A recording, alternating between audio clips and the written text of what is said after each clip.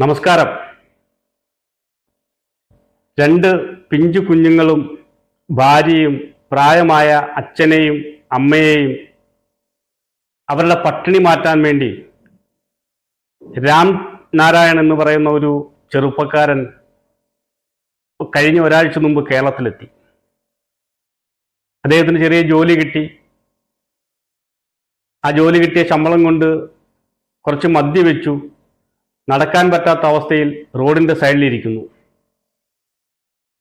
സാംസ്കാരിക സമ്പന്നരും വിദ്യാസമ്പന്നരുമായ കുറെ മലയാളി ഗുണ്ടാക്കൂട്ടം ആ യുവാവിനെ സമീപിക്കുന്നു. അയാളോട് ചോദിക്കുന്നു, നീ ബംഗ്ലാദേശിയാണോ എന്ന്. ഇവർ ചോദിക്കുന്ന ചോദ്യങ്ങൾക്ക് മറുപടി പറയാൻ കഴിയാതെ ആ ചെറുപ്പക്കാരനെ ഈ ആൾക്കൂട്ടം വിചാരണ നടത്തി തല്ലിക്കൊന്നു. ഈ വീഡിയോ ഒന്ന് കണ്ടിട്ട് ബാക്കി സംസാരിക്കാം. പാലക്കാട് വാളയാറിലെ ആൾക്കൂട്ടമർദ്ദനത്തിന്റെ ദൃശ്യങ്ങളാണ് ഇനി റിപ്പോർട്ടർ പുറത്തുവിടുന്നത്. നീ ബംഗാൾ സ്വദേശിയാണോ എന്ന് ചോദിച്ചായിരുന്നു മർദ്ദനം. എന്ത് ബംഗാൾ സ്വദേശിക്ക് ഇവിടെ ജീവിച്ചു? ഇതാണ് അത് ദൃശ്യങ്ങൾ. പ്രേക്ഷകർ കാണൂ.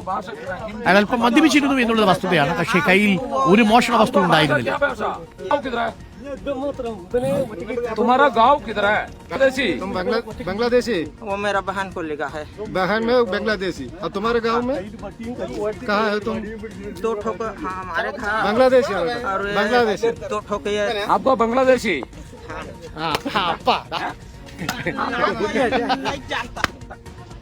കൂടെ നിൽക്കുന്നവൻ അടിക്കുന്ന നോക്കി.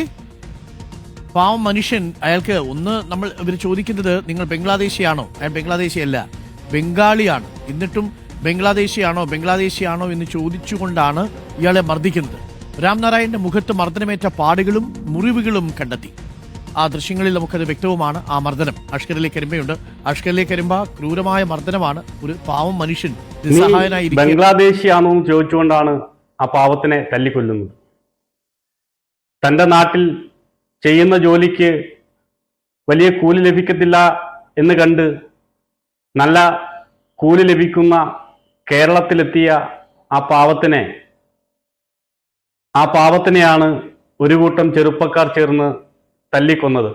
അയാളെയും കാത്ത് അയാളുടെ മക്കളും ഭാര്യയും മാതാപിതാക്കളും നാട്ടിൽ കഴിയുന്നു.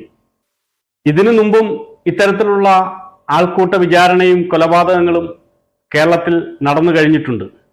നമുക്ക് ഓർമ്മയുണ്ട് അട്ടപ്പാടിയിലെ മധുവിനെ. ഭക്ഷണ സാധനം മോഷ്ടിച്ചു എന്ന് പറഞ്ഞ് ഒരു രാത്രി മുഴുവനും ഒരു കൂട്ടം ചെറുപ്പക്കാർ വിചാരണ നടത്തി തല്ലിക്കൊന്ന മധുവിനെ മറക്കും മുമ്പെയാണ് അന്യനാട്ടിൽ നിന്നും ഭക്ഷണത്തിന് ജോലി തേടിയെത്തിയ ഒരു പാവത്തിനെ കൂടി സംസ്കാരമുള്ള മലയാളി കൊന്ന് തള്ളിയത്. പണ്ടൊക്കെ നോർത്ത് ഇന്ത്യയിലൊക്കെയാണ് ഇത്തരത്തിലുള്ള കൊലപാതകങ്ങൾ നടന്നിരുന്നതെങ്കിൽ ഇപ്പോൾ ദൈവത്തിന്റെ സ്വന്തം നാടായ കേരളത്തിലും ആൾക്കൂട്ട കൊലപാതകങ്ങളും വിചാരണകളും നടക്കുകയാണ്. നമ്മുടെ നാട് ഇതെങ്ങോട്ട് പോവുകയാണ്? എന്തിനും ഏതിനും പ്രതികരിക്കുന്ന രാഷ്ട്രീയ പ്രവർത്തകരും സാംസ്കാരിക നായകന്മാരും